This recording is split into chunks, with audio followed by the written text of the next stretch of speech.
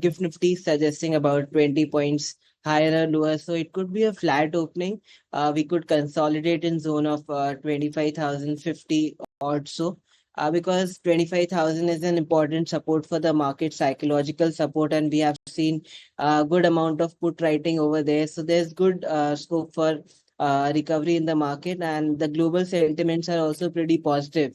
So in sync with that, I think the buy should be buy on dips, and although there is some negative reaction from banking names, etc., but I think technology is the sector which could do well today internationally. Also, we have seen good sentiments in technology sector.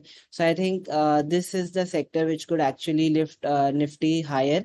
And in coming days, I expect markets to hit levels like 25,300 to 25,400. So I maintain buy on dips approach on the index. All right, so that's the take coming in on the markets. Well, of course, yes, on the back of the Wipro earnings, the technology pack will be in focus. But hi, Rudra, morning. But you help us with your take on Axis Bank in particular, because just yesterday we have seen the ADR actually falling by 4.5%. And historically, we have seen that when the stock open in the Indian markets, they don't react that drastically. But what for Axis Bank will be the key levels to watch out for? Because just yesterday, the stock did end with a loss of almost 1%. Good morning and thanks for having me in the show.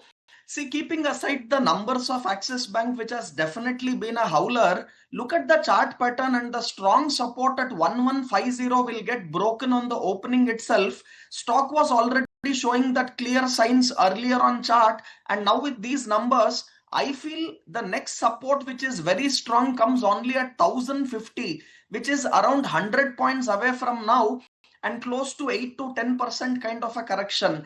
We may not see that kind of a move today itself, but yes, based on the numbers what we have already seen, you might see a gap down opening for about 3 to 5%, and eventually after a day or two, you might see those levels closer to 1050. And I will not be a buyer definitely on the gap down even today.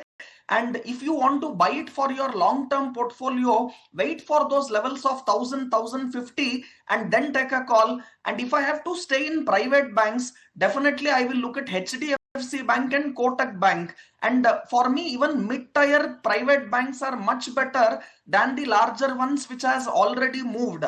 But if someone wants to take a larger one only, then go to Kotak Bank as number one option, and then look at second one HDFC Bank. But however, for me, RBL Bank, Bandhan Bank, City Union Bank, these private banks, tier 2 private banks can do very good.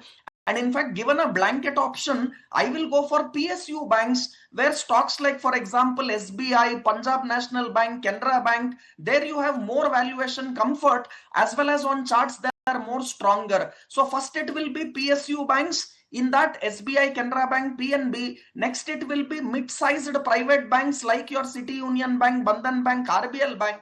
And then if you want to go to larger private bank, I will stick to HDFC Bank as well as Kotak Bank. Avoid Axis Bank, wait for 1000, 1050 level, and I will not be a buyer even after gap down open.